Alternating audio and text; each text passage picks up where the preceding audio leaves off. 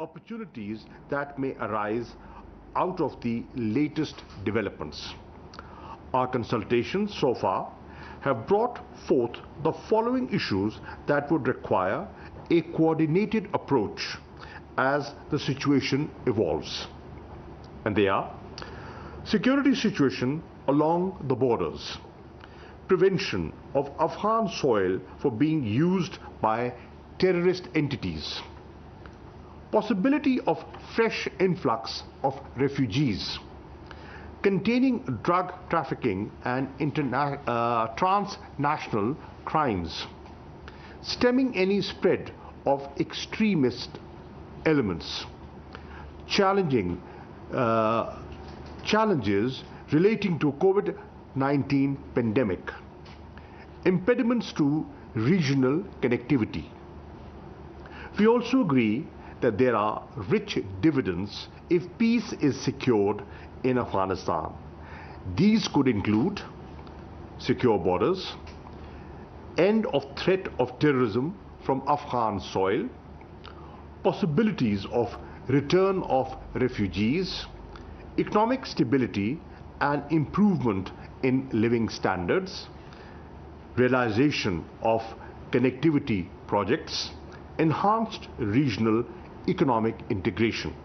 Excellencies, to advance our common vision of a peaceful, stable, prosperous and interconnected region, Afghanistan must be enabled to get through this testing time and realize its full potential.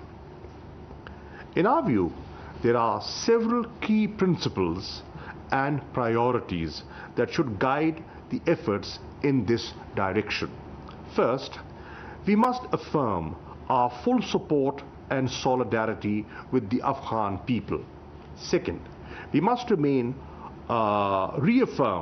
our full commitment to the unity, sovereignty and territorial integrity of Afghanistan. Third, we must stress that Afghan issues should have Afghan solutions. Fourth, we must make clear that Afghan soil should not be allowed to be used against any country. Fifth, we must underscore the multi-ethnic nature of Afghan society and stress the importance of national reconciliation.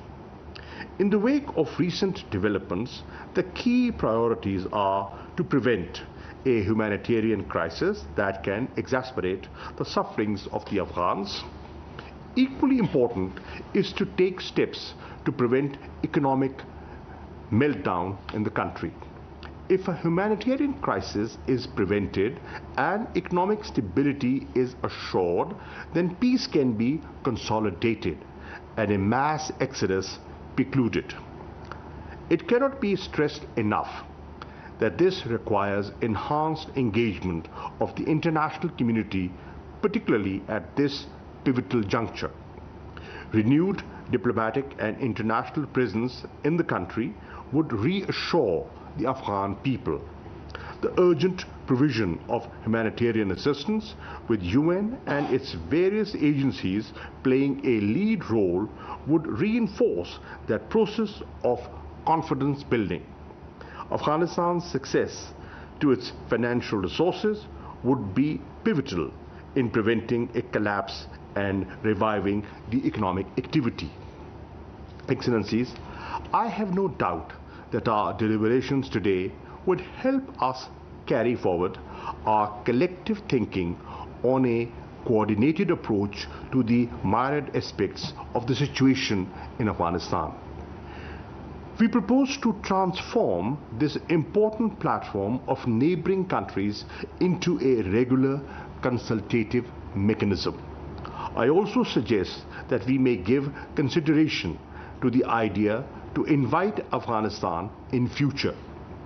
Participation of Afghanistan will augment this forum's effectiveness in pursuing our shared objectives for lasting peace and stability in Afghanistan.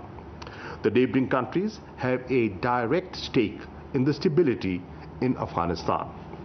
Our collective voice to the international community will reinforce our message of a peaceful, stable and prosperous Afghanistan at peace with itself and with its neighbors. I thank you all.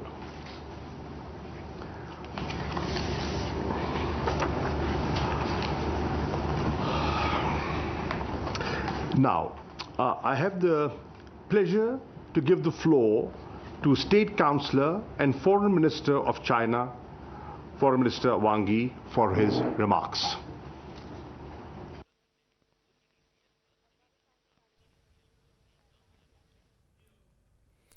Well, you were watching Pakistan's Foreign Minister Shah Mehmood Qureshi addressing a virtual event of foreign ministers of neighboring countries of Afghanistan, and he was addressing, and Foreign Minister Shah Mehmood Qureshi will also chair the meeting, which will also be attended by China, Iran, Tajikistan, Turkmenistan and Uzbekistan.